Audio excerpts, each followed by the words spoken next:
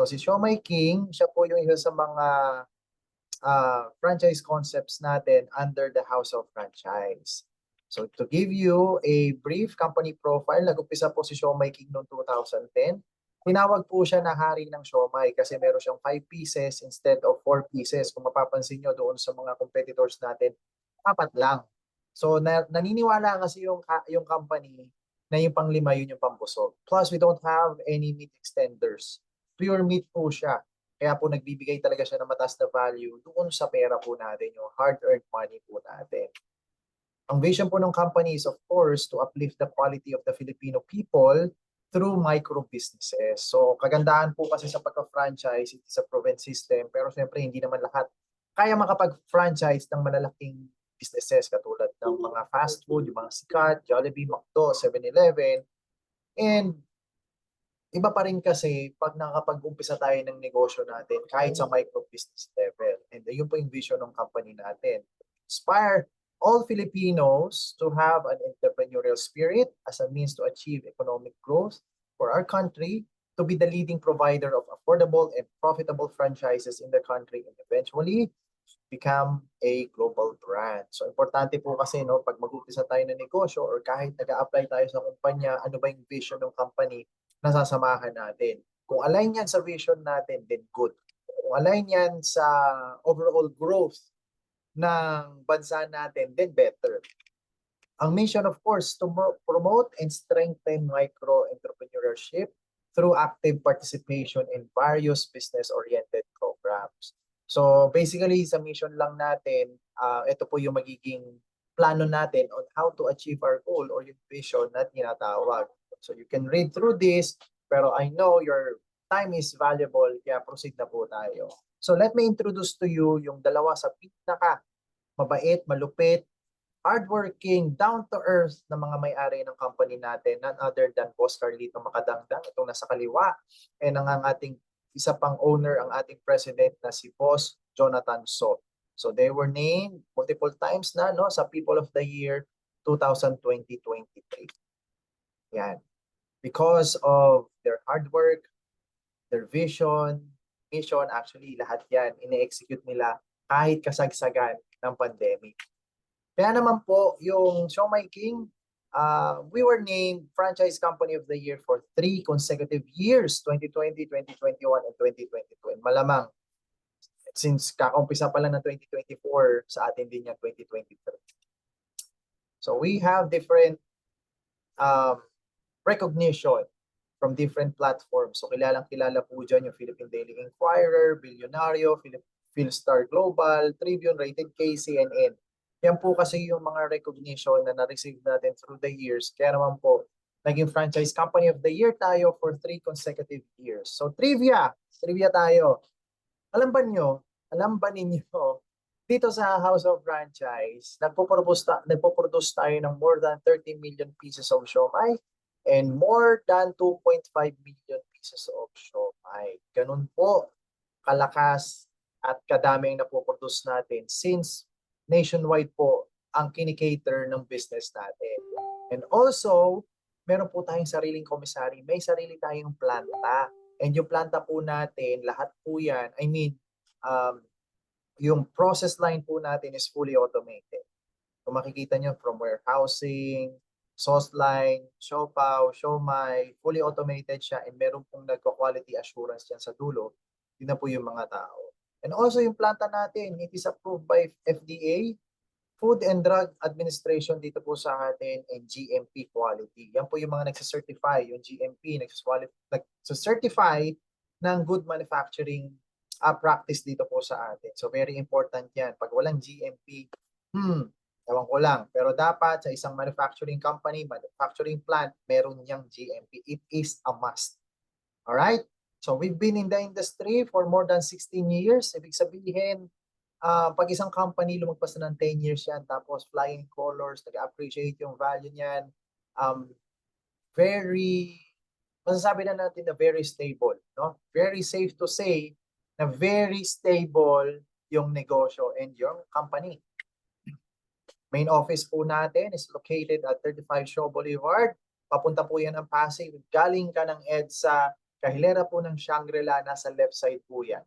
If galing ka ng C5, papuntang EDSA, nasa kanan po yan. It is not easy um, to miss it kasi meron po yung malaking LED. Yan, nakikita nyo po dyan. And katabi lang po niyan yung Red Planet Hotels.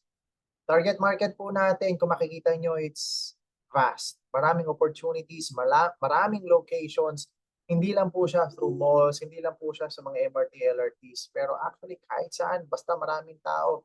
Lalo na kung dito tayo sa Metro Manila. Pero if outside Metro Manila, kung hindi yan Calabarzon area, outside Calabarzon, as long as matao yan, magandang location po yan. Okay? Pero i-ocular pa rin naman yan, nonetheless.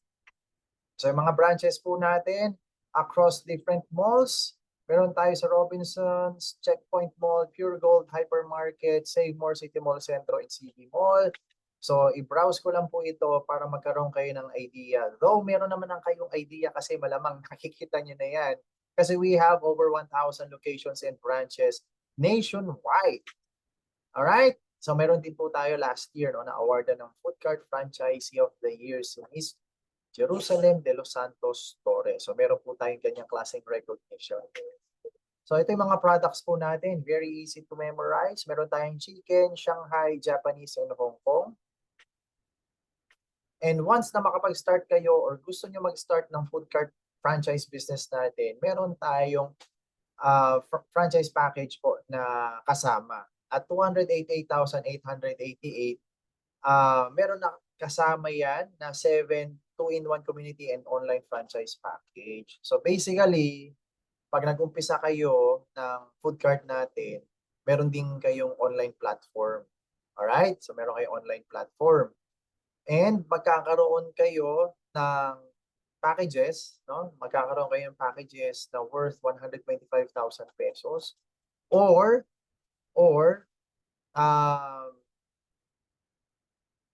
pito na 1,000 SRP na food products and packages. So mamimili kayo dyan. Yung details yan pag-usapan natin once na nasa office na po tayo. Pero kung mapapansin nyo, why the big difference? Yung 125 kasi hindi yan food. Magkakaroon tayo ng inventory for the other business na meron po tayo dito. It's more on health and wellness. Pero may option pa rin na 1,000 pesos worth. So, mga 7,000 pesos worth yan na food as another option. Okay? And magkakaroon ka rin, no? Isipin nyo to, nag-franchise ka at kung pinili mo tong package na to and then additional na health and wellness, imagine kung magkano na agad yung bumalik sa 288,888 natin. No, usually walang ganyan sa atin lang. And then, yan, yung mga platinum accounts na yan, I will further discuss this once you're here kasi part yan ng training namin. And free showmaking franchise can only be claimed within 2 years. So kung nga rin, nagbayad ka ngayon, within 2 years, pwede pa siyang i-claim, no, para ipa-deliver doon sa approved locations natin. Alright? Hindi po siya convertible to cash. And ito, yung promo na yan is available only in the Philippines kasi marami po na gusto nang i-secure yung kanilang food cart para kung tumaas man yung franchise value, hindi na po sila affected. No? So nagbabayad na po sila. And just a simple reminder, within 2 years, kailangan ma-deliver na yan sa approved locations. So the following franchising fees shall be waived by the company. So in short, sa 288 kasama na po itong mga to. Cash bond, marketing fee for 1 year, one-time ocular inspection. So bago paggawa at i-deliver yung food cart natin, the brand new na food cart, meron po muna yan ocular. So yung ocular po, pwede yan sa proposed location ng client within their area. 2 to 3 location, pwede po tayo mag-propose within 2-kilometer radius. And of course, subject for approval. And kung meron po tayong pre-approve, actually meron tayong pre-approve, and kung gusto nyong favorable sa inyo yung location sa pre-approve, pwede po natin i-inquire para ma-ocular din po yun. Just to give you a heads up, yung sa pre-approve po natin, though it's pre-approve, first come, first serve pa rin siya. Kung maunahan tayo ng ibang franchisee, wala na po tayong magagawa. And yung location po na yun, hindi lang ino-offer to showmaking for. Pero sa kahit anong klaseng negosyo, na pasok doon sa area and location. So hindi lang po si showmaking ang pwedeng magpasok ng location doon or ng negosyo doon sa location na yon. Alright? Next. Ito po yung mga package inclusion sa 288 again. Use of trade name and logo, use of business system, heavy duty card with cabinet, acrylic embossed signage, so brand new po yan, working table, lighted menu, yan yung nakikita nyo sa taas. Stainless round steamer, single burner stove, acrylic juice dispenser, complete operating utensils, crew uniform, marketing collaterals, operations manual, notarized franchisee contract. Yung submeter, breaker, range, hood, and other improvements, hindi po kasama dyan, pati yung freezer, hindi po kasama dyan, and wala po itong initial inventory. Alright? Again, ito po pang inclusion. Ito po yung sinasabi ko kanina, acrylic embossed signage, working table, saka yung heavy duty cart natin na brand new. Stainless round steamer kung saan nilalagay yung mga siomai, single burner stove, acrylic juice dispenser para sa gulaman natin, crew uniform, and visor. And sa menu natin, ito po yung dinitikit doon sa food cart natin and other collaterals that we can use in promoting our business sa food cart po natin. Alright, so in showmaking sales projection natin, this is very important para at least alam natin ano ba yung meron dito, ano ba yung benta, magkano ba ROI, so yan yung pag-uusapan natin from here on. Pero basically, itong projection natin comes from the 1,000 branches na meron po tayo. Alright, so we will be serving 5 pieces of different showmaking products. Kung makikita nyo, we have retail pack, cost per piece, cost per serving, yung sauce and packaging giving us a total cost over here. And magkano natin siya binibenta right now as SRP, the profit margin and the profit percentage. On average, ito po yan, ilan yung sineserve, gross sales, gross income. Alright, so pag sinabi natin gross sales, yung benta kasama puhunan, and gross income, yung puhunan na. So bottom figure here, about 2,000 pesos. About 2,000 pesos. Alright? So ngayon, pakita namin sa inyo yung projected sales and income. No? Just to give you a better understanding of our business, lalo na sa pagkita. So for example, we have a daily projected gross sales. Meron pa tayong low, medium, and high. Depende po sa location. Pero basically,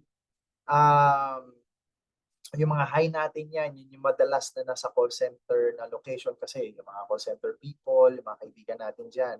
They don't go out the building. Gusto nila ma-maximize na yung time nila within the building kasi meron yung kailangan nila mag-key in ulit doon sa kanilang phone para hindi po sila malate. So they're maximizing their time within the building. And medium and then low. So for the purpose of our presentation, we will give you all of this information. No? For the low, that's 2,000 daily, medium 3,000, and high at 4,000. So monthly, meron tayong 62, 94, and 125. So i-less natin yung mga operating expenses.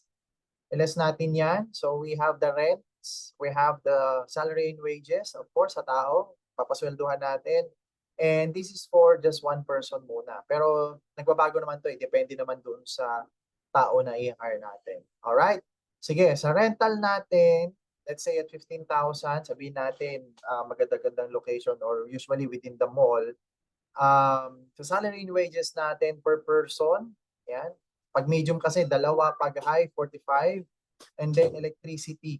No? Electricity, 4-5, sabihin natin, mga ganyan. Pero again, that is just a tawag dito, an estimate, no? Kasi iba-iba naman yan, nag-vary yan.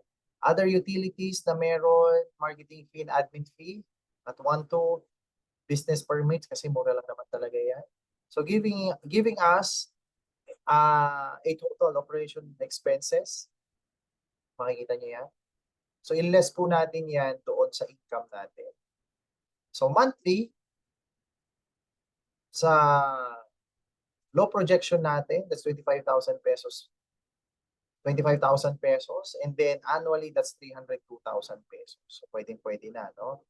Net income natin, that's total gross profit less operation expenses. Sa medium naman, nasa 41,000 pesos. So that's almost 500,000 pesos. And sa high, almost 60,000 pesos or almost 700,000 pesos annually.